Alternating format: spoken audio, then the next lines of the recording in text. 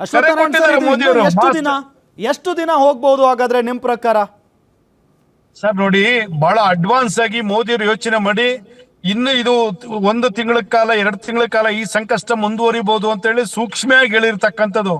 ಅದಕ್ಕೆ ನಾವು ತಯಾರಾಗ್ಬೇಕಾದ್ರೆ ಇನ್ನು 1 ತಿಂಗಳಾದ್ರೂ ಆಗ್ಬೋದು 2 ತಿಂಗಳಾದ್ರೂ ಆಗ್ಬೋದು, ನಾವು ಅದಕ್ಕೆ ತಯಾರಾಗ್ಬೇಕಾಗ್ತದೆ.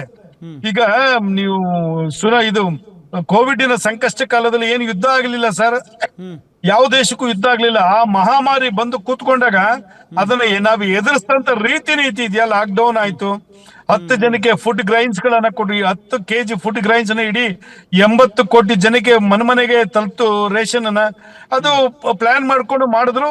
ಸುಮಾರು 1.5 ವರ್ಷಗಳ ಕಾಲ ಅದನ್ನ ಮೇಂಟೈನ್ ಮಾಡಿದ್ರು. ಈಗ ಅಡ್ವಾನ್ಸ್ ಆಗಿ ಮೋದಿ ಅವರು ಥಿಂಕ್ ಮಾಡಿರ್ತಕ್ಕಂಥದಕ್ಕೆ ನಾವು ಸಹಕಾರ ಕೊಡಿ. ಇವತ್ತು ಈ ಪ್ಲೇಸ್ ಅಲ್ಲಿ, ಮೋದಿ ಅವ್ರ ಪ್ಲೇಸ್ ಅಲ್ಲಿ ಯಾವ ಪಾರ್ಟಿಯ ಪ್ರೈಮ್ ಮಿನಿಸ್ಟರ್ ಇದ್ರು ನಾವು ಅದಕ್ಕೆ ಸಹಕಾರ ಕೊಡಬೇಕಾದ್ದು ನಮ್ಮ ಕರ್ತವ್ಯ.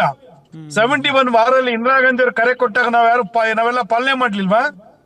ಲಾಲ್ ಬಹದ್ದೂರ್ ಶಾಸ್ತ್ರಿ ಅವ್ರು ಕರೆ ಕೊಟ್ಟಾಗ ನಾವೆಲ್ಲ ಪಾಲನೆ ಮಾಡ್ಲಿಲ್ವಾ? ವೀರಪ್ಪ ಇಲ್ಲರು 8 ಗಂಟೆ ಮೇಲೆ ಪೆಟ್ರೋಲ್ ಬಂಕ್ ಬಾಗ್ಲಾಕಿ ಅಂದ್ರು, ಏನ್ ಯುದ್ಧ ನಡೀತಿತ್ತ? As a petroleum chemical minister ಆಗಿ ಏನೋ ಒಂದು ಸಂಕಷ್ಟ ಇತ್ತು, ಅವ್ರು ಹೇಳಿದಾರೆ. ಸಮ್ ಟೈಮ್ಸ್ ನಾವು ಫಾಲೋ ಮಾಡ್ಬೇಕಾಗ್ತದ ಅದನ್ನ.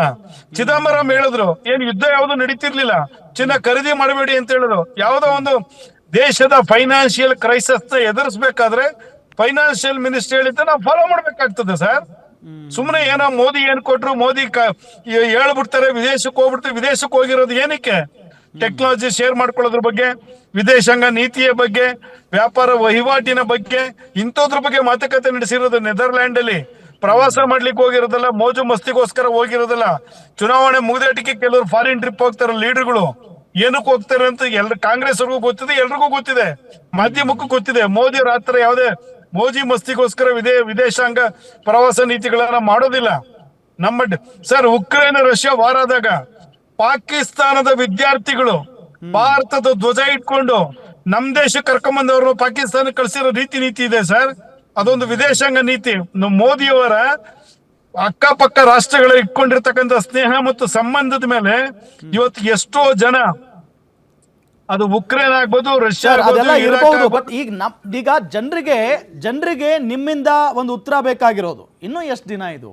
ಸೊ ಏನ್ ಬೇರೆ ದಾರಿ ಇಲ್ವಾ ಹಾಗಾದ್ರೆ? ಪೆಟ್ರೋಲ್ ಡೀಸೆಲ್ ರೇಟ್ ಹೈಕ್ ಆಗಿದೆ, ಓಕೆ, ಅದನ್ನು ನಾವು ತಡ್ಕೊಳ್ತೀವಿ. ಇನ್ನೂ ಎಷ್ಟು ದಿನ ತಡ್ಕೊಳ್ಬೇಕು? ಬೇರೆ ಮಾರ್ಗ ಅನುಸರಿಸಬಹುದಲ್ವಾ ಅಂತ ಜನ ಪ್ರಶ್ನೆ ಮಾಡ್ತಾ ಇದ್ದಾರೆ. ಸರ್, ಅಕ್ಟೋಬರ್ 7ನೇ ತಾರೀಕು 2025 ಪ್ರಾರಂಭವಾದಂತ ಹಮಾಸ್ ವರ್ಸಸ್ ಇಸ್ರೇಲ್ ವಾರು ಇವತ್ತಿನ್ನೂ ಮುಗ್ದಿಲ್ಲ. ಹೇಗೆ ಅಂತ ಹೇಳಲಿಕ್ಕೆ ಆಗ್ತದೆ ಹೇಳಿ? ಇದು ಆಗ್ತಾ ಇರೋದು 3ನೇ ರಾಷ್ಟ್ರಗಳಲ್ಲಿ ಯುದ್ಧ ಆಗ್ತಾ ಇರೋದು. America, Israel versus Iraq.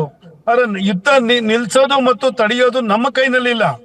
But ನಾವು ನಮ್ಮ ದೇಶನ ಅದಕ್ಕೆ ಹೊಂದಾಣಿಕೆ ಮಾಡ್ಕೊಂಡು ಹೋಗೋ ತರ ನಾವು ಮಾಡ್ಕೋಬೇಕಾಗಿದೆ. ಇಲ್ಲಿ ಯುದ್ಧ ನಿಲ್ಸೋದು ನಮ್ಮ ಕೈನಲ್ಲಿಲ್ಲ. ಪ್ರಾರಂಭ ಮಾಡಿರೋದು ಅಮೆರಿಕ, ಇಸ್ರೇಲ್, ಇರಾನ್ ವಿರುದ್ಧವಾಗಿ ಮಾಡಿರ್ತಕ್ಕಂಥ ಭಯೋತ್ಪಾದನೆ ವಿರುದ್ಧವಾಗಿ.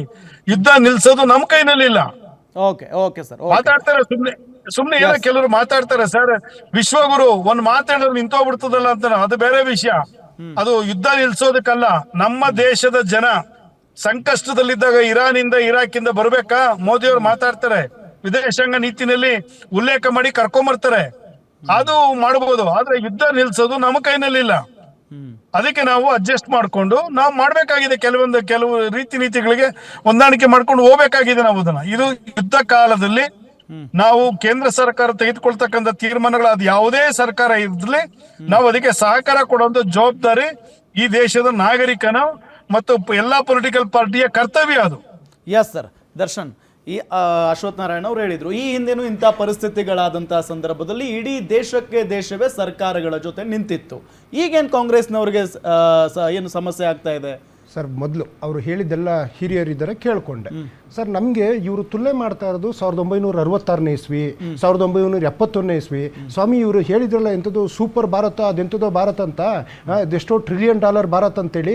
2026ರಲ್ಲಿ ಇದ್ದೀವಿ ಸ್ವಾಮಿ.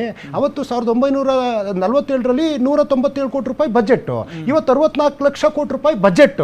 ಈ ಥರದ ವ್ಯವಸ್ಥೆನಲ್ಲಿ ಇರಬೇಕಾದ್ರೆ ಇವತ್ತು ಕೆಲವೊಂದೆಲ್ಲ ಹೇಳಿದರು. ಮೋದಿ ಸಾಹೇಬರು ಪ್ರವಚನ ಹೇಳಿದರೆ BJPಯ ಹಿರಿಯ ವಕ್ತಾರರು ಭಜನೆ ಮಾಡ್ತಾ ಇದ್ದಾರೆ. ಮತ್ತು ಇವರು ಸಹ, ಇವರನ್ನು ನಾನು ರಾಜಕೀಯ ವಿಚಾರ ಹೇಳಿರೋದ್ರಿಂದ ಐ ಅಪೋಸ್ ಫ್ಯೂ ಥಿಂಗ್ಸ್. ಏನಂದ್ರು, ಅದೇನೋ ಪಾಕಿಸ್ತಾನ ವಿದ್ಯಾರ್ಥಿಗಳನ್ನ ಇಲ್ಲೇನೋ ಭಾರತ ಧ್ವಜ ಇಟ್ಕೊಂಡು ಕರ್ಕೊಬಂದ್ರು ಅಂದರು. ಸ್ವಾಮಿ, ನಮ್ಮ ಭಾರತೀಯರೇ 9 ಜನ ಇವತ್ತು ಸತ್ತೋಗಿದಾರಲ್ಲ, ಆ ಹೆಣ್ಗಳೇನಾದರೂ ಭಾರತಕ್ಕೆ ಬಂತ? ಒಂದು. ಇವತ್ತು ಏನು ಹಡಗುಗಳು ಬರ್ತಾ ಇದೆ ಅಂತ ಇವ್ರು ಅಂದರು. ಇದೇ ಭಾರತದ 2 ಹಡಗುಗಳನ್ನ ಇದೇ ಇರಾನ್ನವರು ಹೊಡೆದಾಕಿದ್ರಲ್ಲ ಅದ್ರ ಬಗ್ಗೆ ಏನಾದರೂ ಮಾತಾಡ್ತಾರೆ? ಹೊಡೆದಾಕಿರೋದು ಸತ್ಯ ತಾನೆ. ಇವರು ಅದಕ್ಕೂ ಮುಂದುವರೆದು ಅವನು ಸೂಲಿಬೆಲೆ ಅಂತಿದ್ದ ಬುಲೆಟ್ ಟ್ರೈನು ಚಿನ್ನದ ರಸ್ತೆ ಅಂತ ಎಂಥದ್ದು ಪೈಪ್ ಲೈನಲ್ಲಿ ಬರ್ತಾ ಇದೆ ಅಂತಂದ್ರು. ರೀ ಸ್ವಾಮಿ, ಇನ್ನೂ ಗುದ್ಲಿ ಪೂಜೆನೇ ಆಗಿಲ್ಲ, ಎಲ್ಲಿಂದ ಬರುತ್ತೆ? ಏನ್ ನಮ್ಮನ್ನೆಲ್ಲ ಗುಗ್ಗುಗಳು ಅನ್ಕೊಂಡಿದ್ದೀರಾ ಭಾರತೀಯ ನಾಗರಿಕರನ್ನ? ಈ ರೀತಿ ಕಾಲ್ಪನಿಕ ಕತೆ ಕಟ್ಟಿ ಆ ಪೈಪಲ್ಲೆಲ್ಲೋ ಬರ್ತಾ ಇದೆ. ಏನ್ ಸ್ವಾಮಿ, ಅಲ್ಲೂ ಕೆಲವೊಂದು ರಾಷ್ಟ್ರದ ಏನೋ ಸಮುದ್ರ ಮಾರ್ಗದಲ್ಲೂ ಆ ರಾಷ್ಟ್ರದ ಬೌಂಡ್ರೀಸ್ ಅಂತ ಬರ್ತದೆ. ಇಲ್ಲಿ ಎಲ್ಲಾ ರಾಷ್ಟ್ರಗಳು ಕೂತ್ ಮಾತಾಡ್ಬೇಕಾಗ್ತದೆ. ಒನ್ ಡೇ ಹೋದ ತಕ್ಷಣ ಇದಕ್ಕೆಲ್ಲ ಇಮಿಡಿಯೇಟ್ಲಿ ನಿಮ್ಗೆ ಸೊಲ್ಯೂಷನ್ ಸಿಗೋದಿಲ್ಲ. ಅದಕ್ಕೂ ಮುಂದುವರೆದು ಭಾಗ ಹೇಳಿದ್ರು. ಪೆಟ್ರೋಲು ಡೀಸೆಲ್ ರೇಟು 27 ಬ್ಯಾರೆಲ್ ಅಂತ ಸತ್ಯ ಹೇಳಿದೆ. ರೋಡ್ಗೆ ಹಾಕ್ತಿದ್ದಾರೆ, ಪೋರ್ಟ್ಗೆ ಹಾಕ್ತಿದ್ದಾರೆ. ಆಯ್ತು, ಕರ್ನಾಟಕ ಸರ್ ಒಂದ್ ನಿಮಿಷ, ನೀವು ಹೇಳೋದು ಒಪ್ಕೊಳ್ತೀನಿ. ಈಗ ಇಡೀ ದೇಶ ಸಂಕಷ್ಟದಲ್ಲಿದೆ ಅಲ್ವಾ? ಜವಾಬ್ದಾರಿಯುತ ವಿಪಕ್ಷವಾಗಿ ನೀವು ಸರ್ಕಾರಕ್ಕೆ ಏನ್ ಕಿವಿ ಮಾತನ್ನ ಹೇಳಿದಿರಿ? ವಿರೋಧವನ್ನ ವ್ಯಕ್ತಪಡಿಸೋದನ್ನ ಬಿಟ್ಟು ಏನ್ ಸೂಚನೆ ಕೊಟ್ಟಿದ್ದೀರಿ? ಹಿಂಗ್ ಮಾಡಿದ್ರೆ ಹಿಂಗ್ ಒಳ್ಳೇದಾಗುತ್ತೆ, ಹಿಂಗ್ ಮಾಡಿದ್ರೆ ಸಮಸ್ಯೆ ಪರಿಹಾರ ಆಗುತ್ತೆ ಅಂತ ಏನ್ ಮಾಡಿದಿರಿ? ಸ್ವಾಮಿ, ನೀಟಿನ ವಿಚಾರವಾಗಿ ಹಿಂದೆ ರಾಹುಲ್ ಗಾಂಧಿ ಅವರು ಮಾತಾಡಿದ್ರು. ನೀಟ್ ಬಿಟ್ಟು ಒಂದ್ ನಿಮಿಷ, ನೀಟ್ ಒಂದ್ ನಿಮಿಷ ಸರ್, ಸರ್ ಪ್ರಶ್ನೆ ಕೇಳಿದ್ದೀರಾ? ಒಂದ್ ನಿಮಿಷ. ಕೋವಿಡ್ ಬರೋ ಸಂದರ್ಭದಲ್ಲೂ ರಾಹುಲ್ ಗಾಂಧಿ ಅವರು ಹೇಳಿದ್ರು ಬಹಳ ಒಂದು ಸಂಕಷ್ಟದ ದಿನ ಇರ್ತದೆ ಅಂತ ಟ್ವೀಟ್ ಸಮೇತ ಮಾಡಿದ್ರು. ಕೇಳಿದ್ರ ಇವರು? ಹೌಡಿ ಮೋದಿ, ನಮಸ್ತೆ ಟ್ರಂಪ್, ಲಕ್ಷಾಂತರ ಜನ ಗುಡ್ಡೆ ಹಾಕೊಂಡ್ರಲ್ಲ, ಏನಾಯ್ತು ಆಮೇಲೆ ಪರಿಸ್ಥಿತಿ? ಅವ್ರೇನೋ ಹೇಳಿದ್ರು, ನಾವು ಕೋವಿಡ್ ಟೈಮಲ್ಲಿ ಬಹಳ ಅನ್ನ ಎಲ್ಲ ಕೊಟ್ವಿ. ಸ್ವಾಮಿ, ಮನಮೋಹನ್ ಸಿಂಗ್ ಅವರ ಫುಡ್ ಸೆಕ್ಯೂರಿಟಿ ಆಕ್ಟ್ ಕಾಯ್ದೆಯಲ್ಲಿ ನಾವು ತಂದಿದ್ದ ಕಾನೂನು ಅದು, ಆಹಾರ ಭದ್ರತೆ ಕಾಯ್ದೆ. ಇವತ್ತೇನಾರು ಅದು ಇಲ್ಲ ಅಂದಿದ್ರೆ ಜನ ಬಾಯಿ ಬಡ್ಕೊಂಡು ಕೂರ್ಬೇಕಿತ್ತು. ಸರ್ ಒಂದ್ ನಿಮಿಷ. ಈಗ ಕೆಲವರು ಮಾತಾಡಿದಾಗ ನಾನು ಕೇಳಿದಾಗ ಇದೇ ರಾಜಕೀಯ ಚರ್ಚೆಗಳಾದಾಗ ನಾವು ಉತ್ತರ ಕೊಡ್ಬೇಕು. ಸ್ವಾಮಿ ಕೇಳಿ, ಇವತ್ತು ಇವರು ಹೇಳ್ತಾ ಇದ್ದಾರೆ ಏನಂತ, ನೀವು ಅಡಿಗೆಯನ್ನ ಕಮ್ಮಿ ಬಳಸಿ, ಎಂಥದ್ದು ಗೊಬ್ಬರನ 50% ಬಳಸಿ, ತೈಲನ ಕಮ್ಮಿ ಹಾಕ್ಸಿ. ಸ್ವಾಮಿ, ನೀವು ತೈಲದ ರೇಟ್ನ, ಈಗ ಗ್ಯಾಸ್ನ ರೇಟ್ನ ಯಾಕೆ ಹೇರಿಕೆ ಮಾಡಿದ್ರಿ? ನೀವು ಹೊಡಿತಾನೆ ನಮ್ಮನ್ನ ಕೇಳಿ ಸ್ವಲ್ಪ ಜಾಸ್ತಿ ಇದು ಕಷ್ಟ ಇದೆ, ಕಮ್ಮಿ ಉಪಯೋಗಿಸಿ. 993 ರೂಪಾಯಿ ಈ ಇತಿಹಾಸದಲ್ಲಿ ನಾನು ಹುಟ್ಟಿ ಸುಮಾರು 40 ವರ್ಷ ಆಯ್ತು ಸ್ವಾಮಿ, ನಾವು ಯಾವತ್ತೂ ಈ ತರ ದರ ಏರಿಕೆಯನ್ನು ನಾವು ಕಂಡಿಲ್ಲ. ಜನರ ಮೇಲೆ ಹೇರಿಕೆ ಮಾಡಿ ಈ ರೀತಿ ಉಚಿತವಾದ ಪ್ರವಚನ ಕೊಡೋದ್ರ ಬದಲು ಸರ್ ಒಂದು ಪ್ಯಾಕೇಜ್ ಘೋಷಣೆ ಮಾಡಲಿ, ಈ ನಾಡಿನ ಜನರಿಗೆ ಪ್ಯಾಕೇಜ್ ಘೋಷಣೆ ಮಾಡಲಿ. ಇವ್ರು ಹೇಳ್ತಾರೆ work from home, IT BT sector ಮತ್ತೆ ಇನ್ನೊಬ್ರು ಮಾಡ್ತಾರೆ. ನಾಳೆ ಬೆಳಿಗ್ಗೆ ಪೌರ ಕಾರ್ಮಿಕರು ಕಸ ಹೊಡೆಯೋದು ಬರಲೇಬೇಕಲ್ಲ ಸರ್? ಒಬ್ಬ ಆಟೋ ಡ್ರೈವರು ಗಾಡಿ ಓಡಿಸ್ಲೇಬೇಕಲ್ಲ ಸರ್? ಅವನ ಬದುಕೇನಾಗಬೇಕು? ಇವ್ರು ಹೇಳ್ತಾರೆ ಸ್ವಲ್ಪ ಕಮ್ಮಿ ಆಗಿದೆ. ಒಂದ್ ನಿಮಿಷ, ಅದೇ ನಾನು ಹೇಳ್ತಿರೋದು.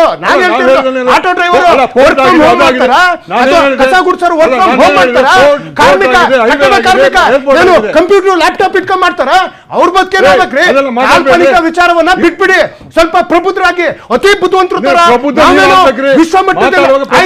ನಂದು ಪ್ರಶ್ನೆ ಇದೆ, 65 ರೂಪಾಯಿ ಡಾಲರ್ ಹೋದಾಗ ಹೆಂಗೆ ಕುಡಿತಾ ಇದ್ರು? ಚಂಡೆ ಇಟ್ಕೊಂಡ್ಬರೋದಲ್ಲ. ಇದೇ ಪೆಟ್ರೋಲ್ ರೇಟ್ 65 66 ರೂಪಾಯಿ ಬಂದಾಗ ಸ್ವಾಮಿ ಕೇಳಿದ್ದೀನಿ, ನೀವೆಲ್ಲ ಕೇಳಿದ್ದೀನಿ, ನೀವೇನೋ ಮಾತಾಡ್ತೀರಿ. ಬಿಜೆಪಿ ಅವ್ರು ಒಟ್ಟಾರಿದ್ದೀರಿ,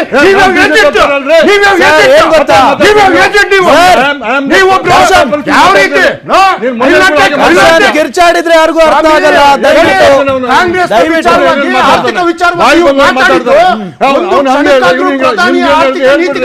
ವಿರೋಧ ಜಪ ಮಾಡ್ತಿದಾರಲ್ರಿ, ಏನಿದು? What is this? ಸರ್ ಕೇಳಿ, ಈಗ ನೋಡಿ ಹೇಳ್ತೀನಿ. ಅವತ್ತಿನ ಡಾಲರ್ ದರ ಆದಾಗ ವಿದೇಶಾಂಗ ವ್ಯವಹಾರ ಇರಲಿಲ್ಲ, ಅಂತಾರಾಷ್ಟ್ರೀಯ ಮಾರುಕಟ್ಟೆ ಇರಲಿಲ್ಲ. 65 ರೂಪಾಯಿ ಸ್ವಾಮಿ. ಮನಮೋಹನ್ ಸಿಂಗ್ ಅವ್ರು ಇಳಿಬೇಕಾದ್ರೆ 11 ವರ್ಷಕ್ಕೆ ಇವತ್ತು 96 ರೂಪಾಯಿ ಬಂತಲ್ಲ. ಇವತ್ತು ವಿದೇಶಾಂಗ ಈಗಲ್ಲ, ಯುದ್ಧ ಈಗ ಬಂದಿರೋದು ಫೆಬ್ರವರಿಯಿಂದ ಹಿಂದೆನೆ 92 ರೂಪಾಯಿ ಆಯ್ತಲ್ಲ ಸ್ವಾಮಿ. ಅದಕ್ಕೆ ಯಾರು ಹೊಣೆ? ಫೆಬ್ರವರಿ ಹಿಂದೆನೆ 1200 ತನಕ ಗ್ಯಾಸ್ ಹೋಗಿತ್ತಲ್ಲ, ಅದಕ್ಕೆ ಯಾರು ಹೊಣೆ? ಫೆಬ್ರವರಿ ಹಿಂದೆನೆ ಪೆಟ್ರೋಲ್ ದರ 120 ರೂಪಾಯಿ ಹೋಯ್ತಲ್ಲ, ಅದಕ್ಕೆ ಯಾರು ಹೊಣೆ? ಆಗ ಅಂತಾರಾಷ್ಟ್ರೀಯ ಮಾರುಕಟ್ಟೆ, ಆಗ ಯುದ್ಧ. ಇದೇ ಕಾಂಗ್ರೆಸ್ನವರು 66 ರೂಪಾಯಿ ಮಾಡಿದ್ರೆ ಮನಮೋಹನ್ ಸಿಂಗ್ ರಾಜೀನಾಮೆ ಕೊಡಬೇಕಿತ್ತು, ಪೆಟ್ರೋಲಿಯಂ ಸಚಿವರು ರಾಜೀನಾಮೆ ಕೊಡಬೇಕಿತ್ತು. ಇವತ್ತ್ಯಾರು ರಾಜೀನಾಮೆ ಕೊಡ್ತಾರೆ? ಇದಕ್ಕೆಲ್ಲ ನೀವು ಈ ವಿದೇಶಾಂಗ ನೀತಿನೋ ಯುದ್ಧನೋ ಮತ್ತಿನ್ನು ಯುದ್ಧ ಆಗಿಲ್ವಾ ಸ್ವಾಮಿ? ಅಮೆರಿಕನ್ ವರ್ಲ್ಡ್ ಟ್ರೇಡ್ ಸೆಂಟರ್ ಮೇಲೂ ಹೊಡೆದಾಕಿದ್ರು. ಆ ದೇಶ ಸಂಕಷ್ಟದಿಂದ ಎದ್ದು ಬರಲಿಲ್ವಾ? ಸದ್ದಾಂ ಹುಸೇನ್ ಟೈಮ್ ನಲ್ಲಿ ಇರಾಕ್ ಮೇಲೂ ದಾಳಿ ಆಗ್ತಾ ಇತ್ತು. ಅವಾಗ 2003 ವಾಜಪೇಯಿ ಪ್ರಧಾನಿ, ತದನಂತರ ಇದೇ ಇಕ್ಕಟ್ಟು ಬಂದಾಗ ಮನಮೋಹನ್ ಸಿಂಗ್ ಅವರೆಲ್ಲ ನಿಭಾಯಿಸಿದ್ರಲ್ವಾ? ಸ್ವಾಮಿ, ನೀವು ಸಜೆಷನ್ ಬಿಡಿ, ನೀವು ನಮ್ಮ ದೇಶಕ್ಕೆ ಏನ್ ಪ್ಯಾಕೇಜ್ ಕೊಡ್ತೀರಾ?